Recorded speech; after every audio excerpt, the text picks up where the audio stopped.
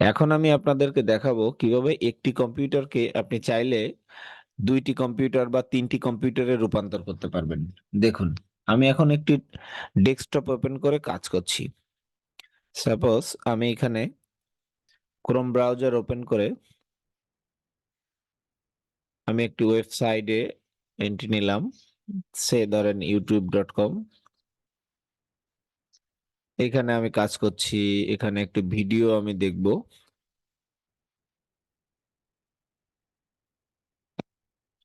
এখানে একটি ভিডিও আমি দেখলাম। এরপর আমি একটি ফোল্ডার ওপেন করলাম।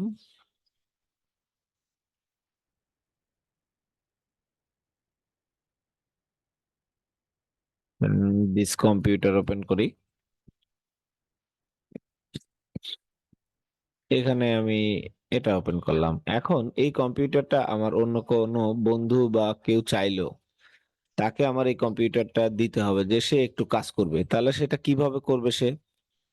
তাকে আমি আরেকটা ডেস্কটপ খুলে দিতে পারবো। এই যে এই অপশনটা, এই যে নিউ ডেস্কটপ, এই দেখেন নিউ ডেস্কটপে ওপেন করলে এই যে আরেকটা ডেস্কটপ, তাকে আমি ডেস্কটপ অনে, এই যে আমি কাজ করছি, আমার কাজগুলো আছে এখানে।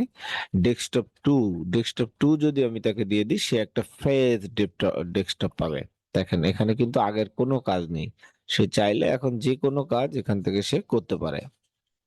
সে ধরেন এখানে জুম ওপেন করে সে কোনো কাজ করলো, বা মাই কম্পিউটার ওপেন করে কোনো কাজ করলো, যে কোনো কিছুই সে করতে পারে। ওইটা একটা অ্যানাদার ডেস্কটপ, ওইটার উপর এটার কোনো ইফেক্টই পড়বে না।